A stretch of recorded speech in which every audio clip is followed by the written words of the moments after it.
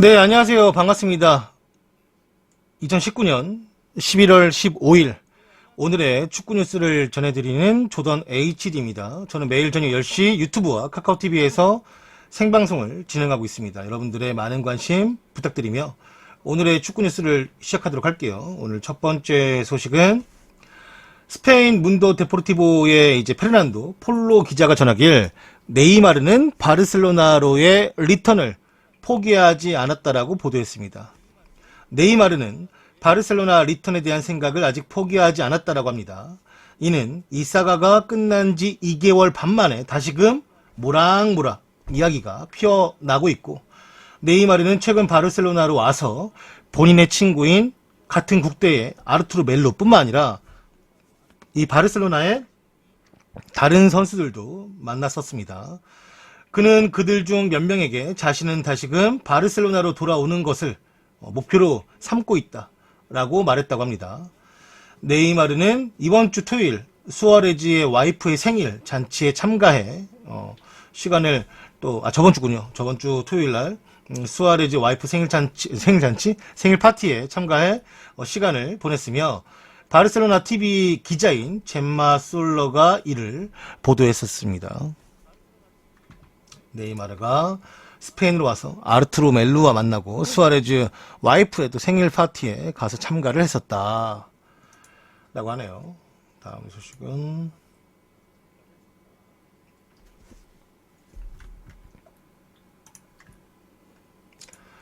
현재 이탈리아 밀라노에 자신의 집을 구하고 있는 자카에 관한 소식입니다. 저조한 AC 밀란의 성적을 끌어올리기 위해 밀라노 보드진들은 감독 피올리에게 선수를 지원해 줄 것이며, 이적 시장에 뛰어들어 지원해 줄 선수는 바로 아스날에서 뛰고 있는 자카라고 합니다. 이 RSI가 취재한 결과 자카는 아스날을 떠나 새로운 시작을 위해서 밀라노의 새 집을 알아보고 있는 중이라고 하며, 10월 27일 크리스탈 팰리스와 2대2 무승부 이후로 주장직 박탈 및 엔트리에 소집되지 못하고 있고, 이러한 상황은 자카의 영입을 원했던 AC밀란 보드진 보반과 말디니에게는 아주 좋은 기회일 것입니다. 자카를 영입하려는 AC밀란의 아이디어는 아스날에서 그를 아주 잘 알던 가지디스가 아스날에서 밀란으로 갔었죠. 그래서 이 자카를 데려오려고 준비 중에 있다라고 해요. 캐시에도 별로기 때문에 자카라도 데려가서 한번 써보려고 하는 건지, 캐시에 팔고 그 돈으로 자카 사와서 땜빵 시키려고 하는지, 그건 좀 봐야 될 것 같아요. 망갈 수도 있고. 근데 지금 상황은 워낙에 아스날과 이 자카의 상황이 틀어져 있기 때문에 그냥 나갈 수밖에 없는 상황인 것 같아요. 어쩔 수 없이.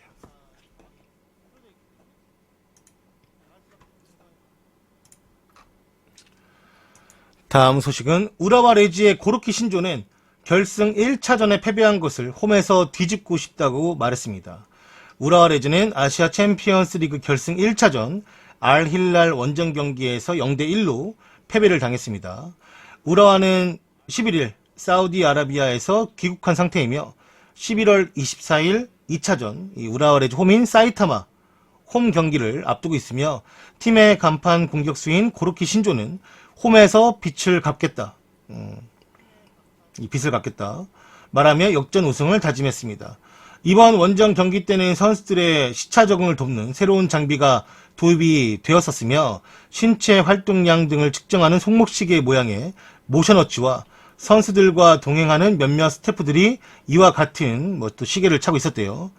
이거는 활동량의 강도와 지속시간을 알 수가 있고, 그 다음에 선수들의 수면시간 등을 기록해서 측정하며 수면시간 등 하중을 조절하는 데 유용한 기록이며, 알힐랄 원정 경기에서 잇따라 좋은 선방을 보였던 골키퍼 후쿠시마가 팀의 후한 지원 덕분에 시차 적응해서 아주 편하게 경기를 치를 수 있었다. 하지만 경기는 0대1로 패배했었다.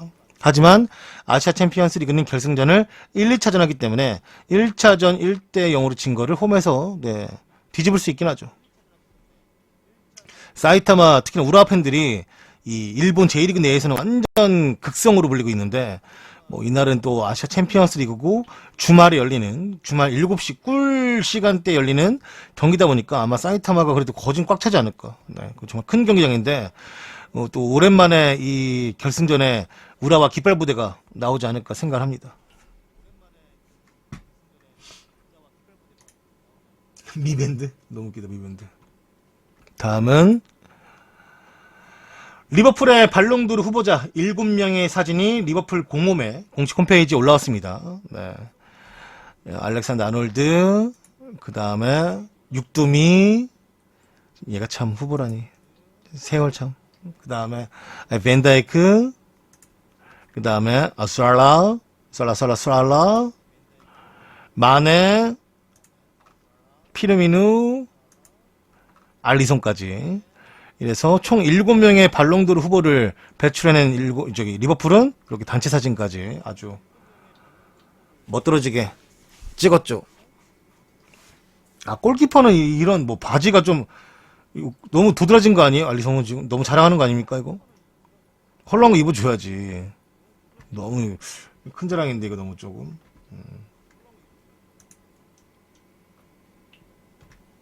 이렇게 총 7명의 발롱도르 최종 후보자들을 배출해냈습니다.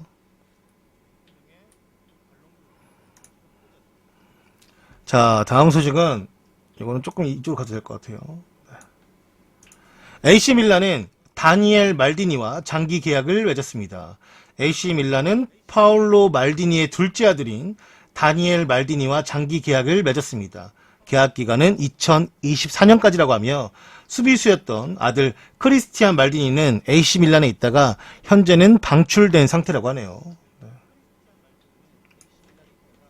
이렇게 또 말디니 유전자 중에 한 명이 AC 밀란과 장기 계약을 맺은 것은 뭐 축하해 줄 만하고, 이 친구는 이제 공미, 중미 다 볼 수 있는 뭐 사이드 자원까지 다 볼 수 있는 자원이라고 하고, 나이가 18살이래요. 아직 뭐 어리죠. 하지만 뭐 요즘에는 그 나이 때부터 시작해가지고 한 20살쯤, 19살, 20살, 21살 이때쯤 뭐 데뷔해서 잘하는 선수도 많으니까 아무튼 한번 또 지켜볼 만하고, 급식이라 할 수 있겠지.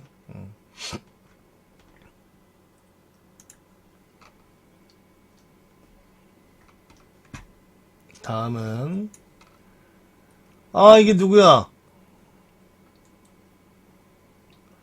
램파드죠, 램파드. 사진을 좀 크게 보고 싶은데.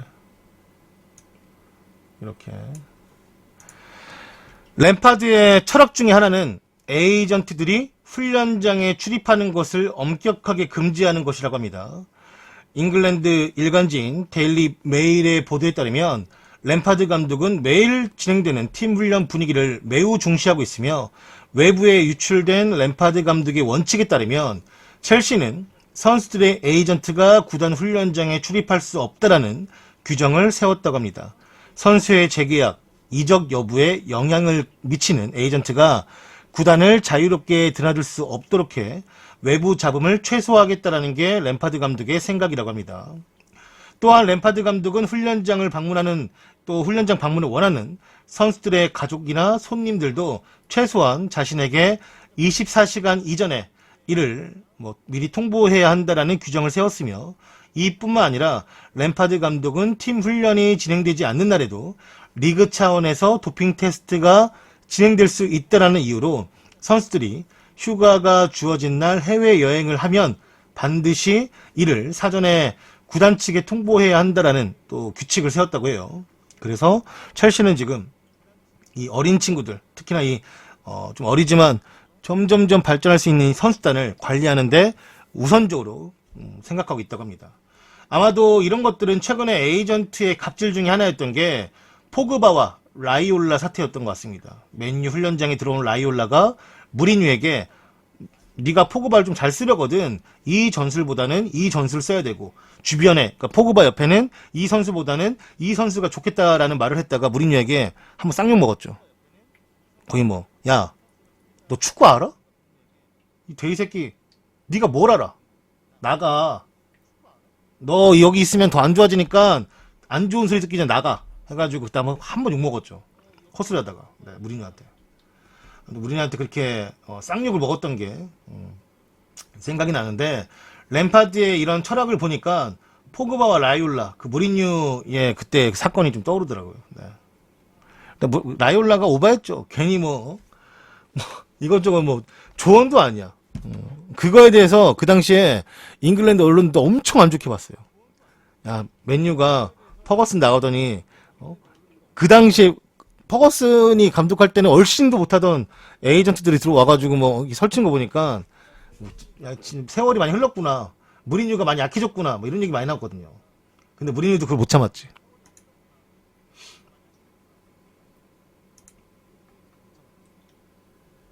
다음 소식은 귀염둥이 깡테 아니겠습니까? 첼시의 깡테는 인터뷰 질문으로 당신도 화를 내냐라는 질문에 그러하다 이 개새끼함이라는 말을 하였습니다. 나도 다른 사람들과 똑같이 짜증나고 그리고 짜증이 날 때 무언가를 허용과 불허용할 때가 있다. 저의 삶을 최대한으로 살려고 노력하고 있고 내가 프로가 되기 전에는 대부분 다른 사람들과 같은 삶을 살았었는데 팬들처럼 나도 축구 선수들 그리고 축구 선수들 동경했었고 축구를 너무나 좋아했었고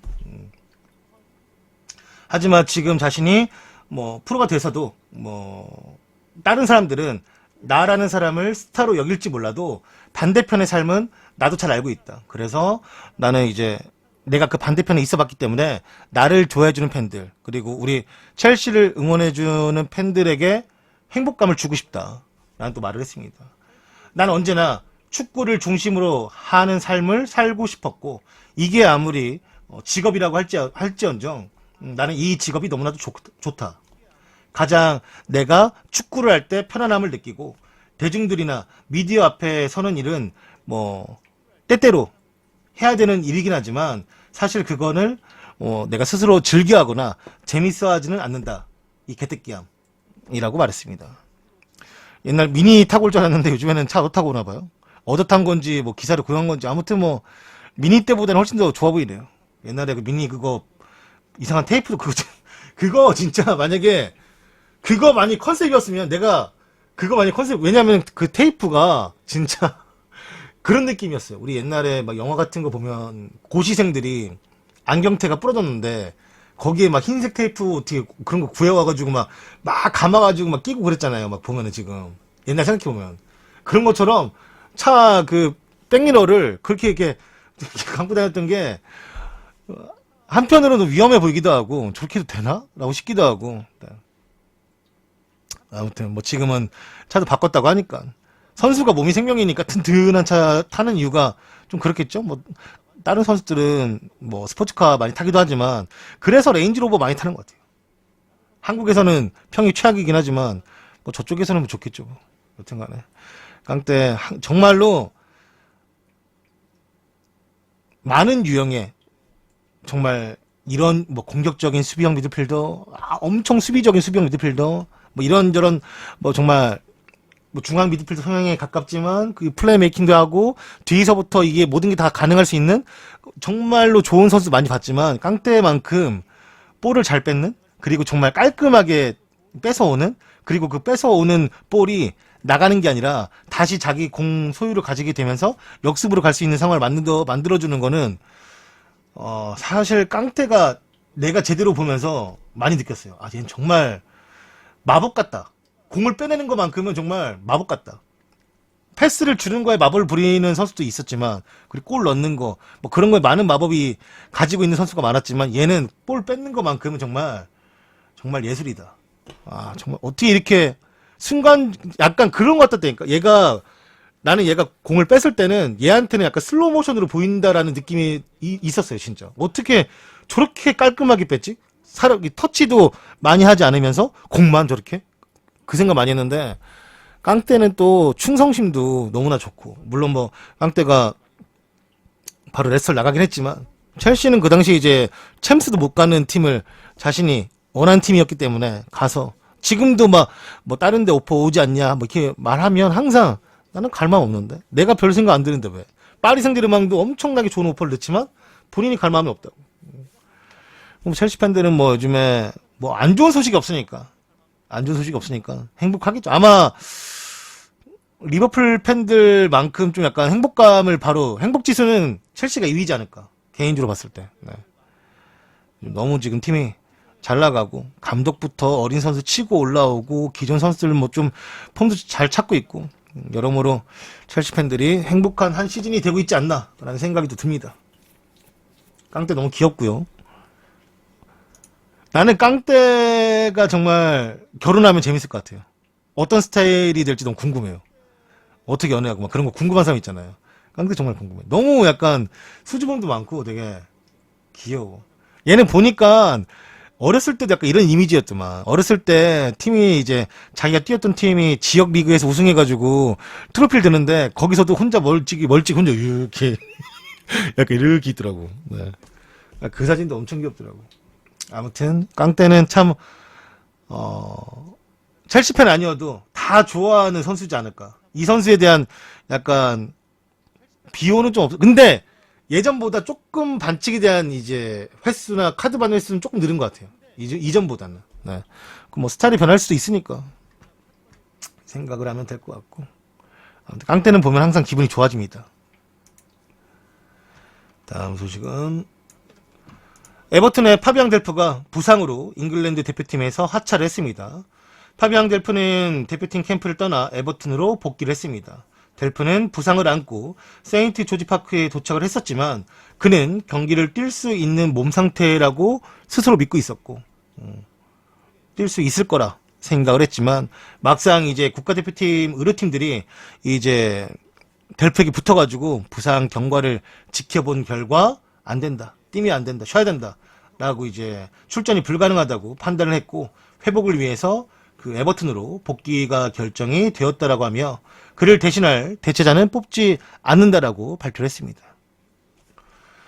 델프의 대체자는 뽑지 않고 그냥 소속팀으로만 돌려보내겠다라고 한 상태예요. 다음 소식은 지루. 올리비에 지루는 700만 유로의 이적료로 인터 밀란으로의 이적이 가능하다라는 이제 이 이적설이 대두가 되었습니다. 이탈리아의 델로 스포르트에 따르면 첼시의 올리비에 지루가 인터 밀란으로 이적하는 것에 대한 약 700만 유로. 700만 유로 얼마야? 90억이야. 생각보다 나이가 있고 하다 보니까 700만 유로를 뭐 첼시가 요구했다고 합니다. 지루는 현재 첼시와의 계약이 6개월밖에 남지 않은 상태예요. 인터 밀란의 관심이 첼시의 지루에게 있다라는 것이 밝혀진 지 조금 시간이 지났고 뭐 일주일 정도 지났죠.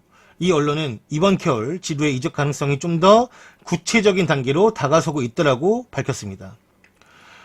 이 델로 스포르트에 따르면 첼시는 이번 이적으로 90억의 금액을 회수하길 원하고 있다라고 합니다.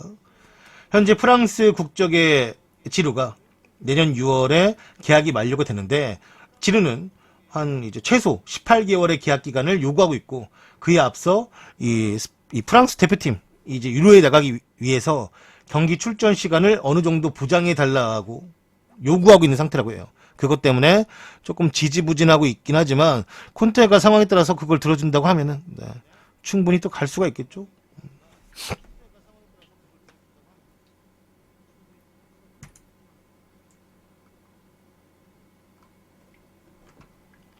그러니까 뭐 지루도 이제 최소 18개월이라는 시간을 보장받기 원하는 거겠지. 24개월이 아니 1년 반은 보장받고 싶다.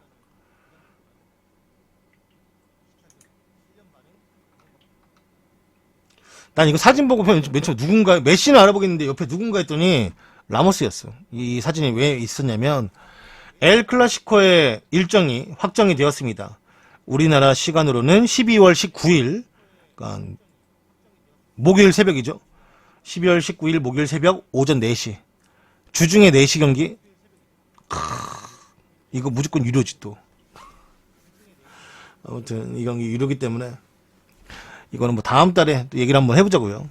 아무튼 그때 이제 카탈루냐 정세 때문에 경기가 이제 미뤄진 거고 그래서 새롭게 일정이 잡힌 건데 양 팀 다 조금 많이 쉬지 못하고 주중 경기를 해야 되는 거기 때문에 네, 좀 상당한 부담은 있을 거예요.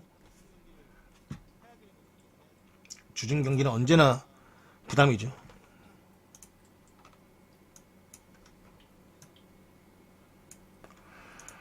LA 갤럭시가 질라탄은 우리 구단을 떠나는 것이 공식적으로 맞다라고 인정을 했습니다. 그러면서 발표까지 오피셜 때려버렸어요. 다가오는 2020 시즌에 질라탄은 LA 갤럭시와 함께하지 않을 것이며 그는 이적 후 53경기에서 52골 17개의 어시스트를 기록을 했습니다. 이제 갤럭시의 이제 클라인 회장은 질라탄이 구단과 리그에 기여한 것에 대해서 감사함을 표하며 우리와는 공식적으로 이별을 확정지었다라고 말을 했습니다. 아마도 지금 얘기 나오는 거는 밀란 얘기가 자꾸 나오는데 아무래도 밀란이 뛰었었고 하다 보니까 그래서 밀란이 더 급하기도 하고 하다 보니까 밀란하고 계약을 할 것 같다라는 얘기가 나오고 있긴 한데 또 모르겠습니다. 워낙 또 특이한 사람이라. 대단하죠. MLS가 좀 이렇게 수준이 이전에 뛰었던 클럽들보다 많이 떨어진다고 해도 53경기에서 저 나이 때 질라탄이 38 됐나? 52골 17개 어시스트. 특히 데뷔전이 너무나 극적이었어. 데뷔전이 내가 알기로는 LAFC와의 경기였는데 그거 3대1로 지고 있던 걸 4대3으로 아마 역전하는데 마지막 완전 원더골 넣어가지고 그게 좀 약간 기억이 좀 나네요. 아무튼 이 질라탄이 LA 갤럭시와는 결별을 한다. 빠이다. 굿바이다. 피파는 아르센 벵거를 국제 축구 개발 책임자로 선임을 하였다라고 발표를 했습니다. 근데 이게 피파에 계속 꾸준히 있으면서 이 일만 하는 게 아니라 겸임 정도를 할 수 있는 일이기 때문에 이제 지켜봐야겠지만 이거 하다가도 감독할 수 있는 거지. 사임하고 사직하고 가면 되는 거니까. 벵거가 피파에서 또 잠깐 몸담을 커리어를 쌓고 있다.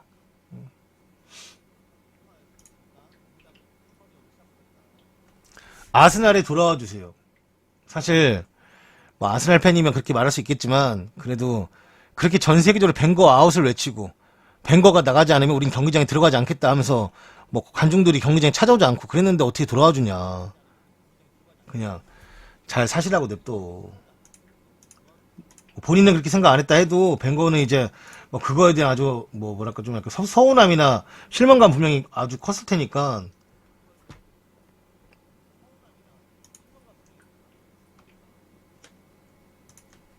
안 오겠지. 물론 그래도 그 아스날을 사랑하는 마음은 여전하고 잘 되길 바라는 마음이 있겠죠. 그래도 오기는 힘들다.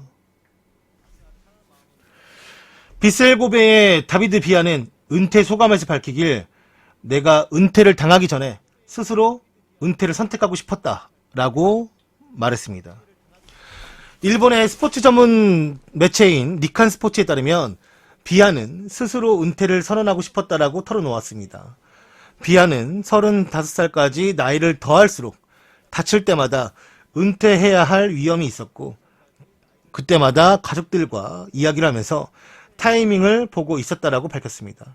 지난 몇 년간 팀과 계약은 1년씩만 했었고 컨디션이나 동기부여가 되는지를 느끼면서 이 선수 생활을 이어왔었다라고 합니다. 올해 마음속에서 지금이 때가 아닌가 느끼게 되어 은퇴를 결정했다라고 말했습니다. 이어 축구에서 은퇴당하는 것이 아니라 나의 뜻에 따라 은퇴를 하고 싶었다. 그건 내 선택이다. 라고 말하면서 이제 은퇴를 선택하며 은퇴를 발표했죠. 비아가 한국에 왔을 때 참 뭐랄까 매너도 좋았고 그랬다던데. 다비드 비아. 은퇴를 이렇게 또 가네요. 또 한 명이 은퇴를 선언하네요. 네.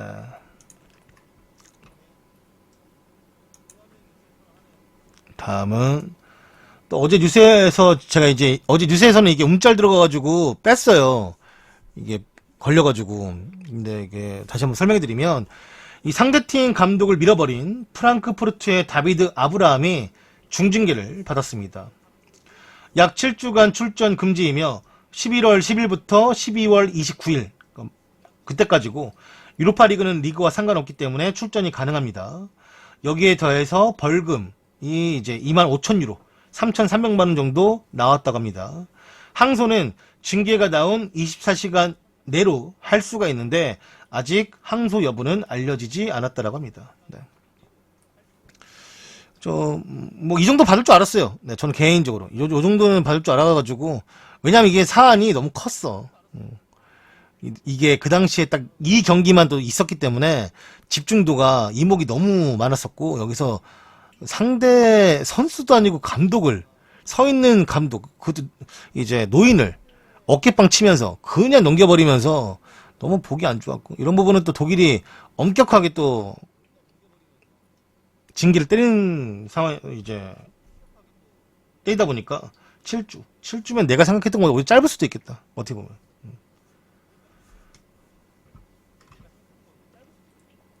뭐 자기들끼리 뭐 잘 풀었다 뭐 이렇게 말해도 푼 건 푼 거고, 이 행동에 대해서 징계는 받아야 되는 거니까 어쩔 수 없는 거죠.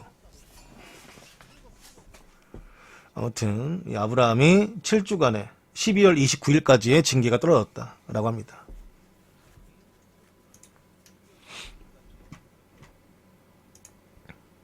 아, 요거는 이제 이 갑자기 왜 나왔지? 잠깐만. 어,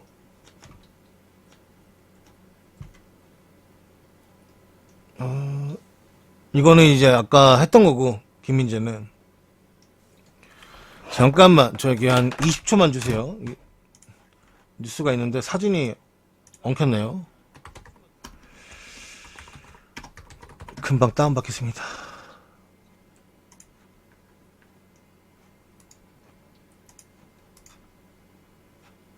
이거 아까 준비를 했었는데.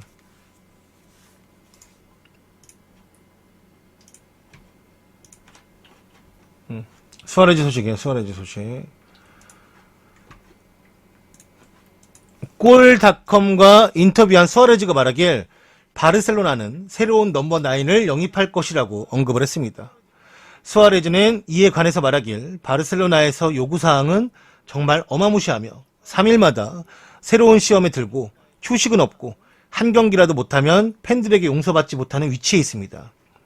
바르셀로나 같은 팀에서 뛰고 적응하며 자리를 얻어내는 건 결코 쉽지가 않습니다. 이러한 압박감을 견디며 5년간 지낸 것과 항상 올바른 방식으로 노력한 것을 존중해야 한다고 생각합니다. 팀이 내가 아닌 다른 9번을 찾거나 데려오고 싶어 한다고 해도 전혀 이상하지 않습니다. 이것이 축구의 현실입니다. 나이가 들면 내가 바르셀로나 수준에 맞추지 못하는 경기들이 나올 수 있고, 그런 시간들이 점점 다가올 수가 있을 것인데, 그래도 아직 그런 상황이 오지 않았고 내가 할 수가 있고 경쟁할 힘이 남아있는 동안은 바르셀로나에서 최선을 다해서 뛸 것이다 라고 말하면서 인터뷰를 마쳤습니다. 하지만 수아레즈가 이런 말 하는 거는 본인도 느끼고 있는 거죠. 내가 이 바르셀로나에서 뛸 수 있는 시간이 정말 이제 얼마 남지 않았다. 특히나 최근 몇 년간은 경기 시즌 통틀어서 몰라도 시즌 초반에 너무나 극심한 저조한 골 결정력, 그리고 챔피언스 리그에서도 최근에 2골 연달아 넣기도 했지만, 그래도 그 전에 꽤 오랜 기간 동안 또 골을 넣지 못하면서 뭔가 약간 수아레즈 이제 갈아야 되지 않나? 수아레즈 이제 내보내야 되지 않나? 이런 말이 나오기 시작한 게 좀 됐거든요, 사실. 이거는 바르셀로나 팬들이라면 수아레즈라는 이 애증의 선수를 그래도 얘 나중에 시즌 통계로 보면 꽤나 괜찮은데 이렇게 하지만, 이제는 좀 데뷔를 할 때가 됐죠. 갑자기 또 누굴 데려와서 키워 쓰는 것보다, 안수파티가 있다고 하지만 안수파티는 여전히 언제 떨어질지 모르는 반창고 같은 거예요. 지금이야 그 상처를 좀 덮어줄 수 있겠지만, 그게 시간이 지나서 헐거워져 떨어져 버리면 그때는 어떡할 거냐 이 말이지. 그러니까 지금 또 많은 선수들이 좀 언급이 되고 있죠. 케인도 그렇고 은바페도 그렇고, 이제 내놓으라 하는 이제 좋은 선수들 한 번씩 다 언급이 되는 것 같아요. 아무래도 바르셀로나가 워낙에 메가 클럽이다 보니까 돈도 그만큼 낼 수도 있고, 오고 싶어 하는 선수들도 있고 하다 보니까, 그래도 이런 위상이 있을 때, 그리고 이제 메시가 있을 때, 이 좋은 선수가 있으면 이 좋은 선수가 모이기 마련이거든요. 내가 항상 말하잖아요. 옛날에 은고그, 브로닌, 렘발롱 이런 애도 있는데 누가 오냐고, 좋은 애가 안 온다니까. 그럼 맨유도 비슷한 거예요. 맨유도 포그바가 있을 때 좀 더 잘 써먹고 이렇게 해가지고 좋은 선수가 있을 때 이 선수가 모이고 이 선수가 있어서 이 선수가 모이고 또 좋은 애를 보고 또 들어오고 이렇게 와야 돼요. 근데 뭐 이 지금 마탱한 애들만 있으면 누가 오겠냐 이거지. 걔들도 축구 선수고 다 아는데 내가 저 팀 가봤자 저 정도밖에 안 되겠구나. 저 정도 위치밖에 못 올라가겠구나. 이러지. 좋은 애들이 있어야 가는 건 무조건 맞거든요. 그러니까 뭔가 이제 이런 선수들과 경쟁을 하더라도 가기 위해서 노력하고 오고 싶어하는 선수가 있을 때 그럴 때 빨리 영입을 해야지 다 떠나고 나서는 영입하고 싶어도 못한다. 그런 얘기죠. 네. 자, 오늘 짤막하게 네, 오늘 준비한 뉴스가 모두 끝이 났습니다. 뉴스 이 횟수는 이 기사는 많아요. 오늘 좀 빠르게 끝냈고 지금 여러분들이 지금 축구 보고 나서 기분이 상당히 안 좋을 타이밍이기 때문에 길게 끌어봤자 좋은 소리 못했습니다. 오늘 좀 짧게 할게요. 네. 오늘 준비한 뉴스가 모두 끝이 났습니다. 오늘의 축구 뉴스는 모두 펜코에서 발췌하였음을 다시 한번 밝히는 바이며 그 외에도 다음 카페인 락사와 FM네이션에서 좋은 기사들을 올려주시는 모든 분들에게 다시 한번 감사 인사를 전합니다. 또 한번 말씀드리면 오늘의 축구 뉴스는 모두 펜코에서 발췌를 했습니다.